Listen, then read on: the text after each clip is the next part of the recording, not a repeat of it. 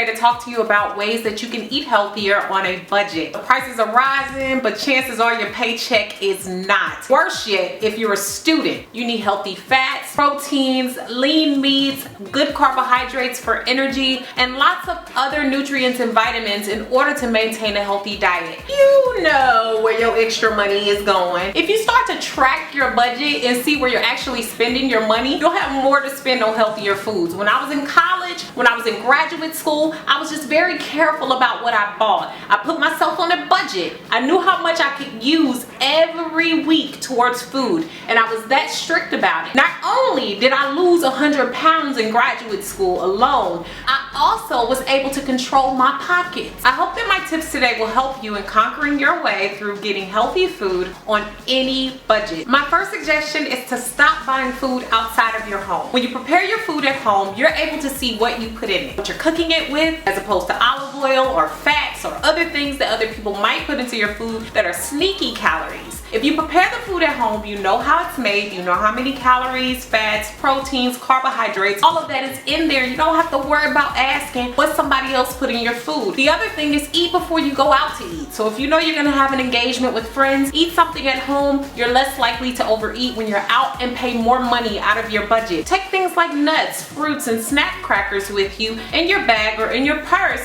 in order for you to feel less hungry when you're out, or when you're out on the town, when you're shopping, when you're with friends, or especially when you know there's going to be access to food. I bring something low calorie and sweet with me, especially when I know I'm going to be around cookies and candy and stuff I have no business eating. Make sure that you kind of keep things along with you. Prepare your food, make sure you know what's in it. You're also not going to be tempted to spend more money than you have, and you can spend more money on the food that you put into your home. The next one is to stop buying food on an impulse. Not planning at all is planning to fail. When you go to the grocery store, make yourself a list. Only allow that list to go about 2 weeks worth of food. Know exactly what you're gonna get and get out of there. Don't stick around looking for stuff that, ooh, maybe I can try this, or ooh, I've been wanting to try that. Anything that's not on your list, don't leave the store with it. Another tip is to not take people with you, because when you get people with you and they start buying stuff and you're looking at their basket like, oh, but they're having fun and they got all the cool little fun foods, you're gonna be more likely to be tempted to buy what they have. I don't have children yet, but I have shopped with children, and a lot of times they like to have the sweets and the cool stuff that's out there, the bad or even the sugar-filled cereals. In order to avoid that, I suggest just going by yourself. Make sure that you make that list ahead of time, and I guarantee you'll start to see your budget increase. You'll have more money to do better things with than buy foods that you really are not going to eat or really don't want. If you buy 4 apples and usually 2 of them go bad, only buy 2 apples. Save yourself some money. Keep yourself on a budget so that you're not going to run over that, and that you also make sure that you're spending wisely. The next thing is to buy everything from 1 to 2 places. Y'all know y'all out here tripping, shopping at 12 different stores to figure out one bargain. Time is money and gas is money. You're probably burning gas and your time. Find 2 places that you like to shop. I love Kroger and H-E-B down here in Texas. I'm sure wherever you live, there are different grocery stores that are awesome. Of course, you can find places where you can fill in things. Those should be along your way and along your route. Find at least 1 to 2 places that you enjoy that have most of the deals or steady prices that you're used to, instead of wasting gas trying to go to a million different places to find one deal. Now it's time for Beautiful Brown Baby Doll news.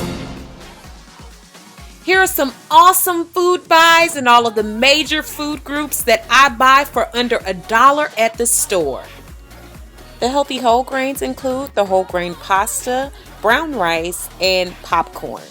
Healthy fruit include bananas, oranges, apples, watermelon, pears, and grapes. Healthy vegetables include canned pumpkin, canned tomatoes, sweet potatoes, kale, squash, broccoli, and carrots. Healthy proteins include canned tuna and salmon, chicken breast, tofu, black beans, eggs, almonds, and peanuts. Healthy dairy includes low-fat cottage cheese, low-fat or fat-free skim milk, and Greek yogurt. Healthy drinks include water, tea, and coffee. Now back to our regular scheduled programming. That said, make sure that you clip coupons and also get the customer discount card. Where I shop at Kroger, you can go and get different deals. Get up to like $1 or $2 off on certain items if you have the discount card. Discount cards sometimes earn you fuel points. I'm able to get fuel for like 10 cents off a gallon just because I shop and get my groceries at Kroger. So make sure that you keep in mind all of the things that might come along with having a discount card from a store. Learn how to coupon clip, get the most out of the stores that you are shopping from, and that also saves you a bunch of trips to different places to get different deals when you can use a coupon to get the same deal or better at some of the only stores that you shop at. Stop popping bottles. And by bottles, I mean water bottles. Just invest in a Brita pitcher. One filter on a Brita cleans 40 gallons of water. You do the math. You will be drinking tap water, but it will be filtered and it'll taste better. The next tip is to buy discounted meats. I usually go into like the fish market area, the deli area, and I buy the meats that just went on sale. I get tuna steaks or I get salmon flanks, and I usually end up paying half the price they were when they were fresh, and it was only hours before. Ask the person who's behind the counter when they usually put out their fresh meats and when it is that they usually go on sale. I just bring the meat home and I freeze it, and it usually keeps for a nice amount of time before I'm able to cook it, especially within a 2-week period. The next tip is buy cheaper proteins. We need healthy proteins in order to burn fat and also build muscle. The more proteins you have, the more fat you can burn. Save the expensive steak and lobster for later or for a special occasion. You don't need that to build healthy muscle and to lose fat. You can buy protein cheap. Some of those foods will include eggs,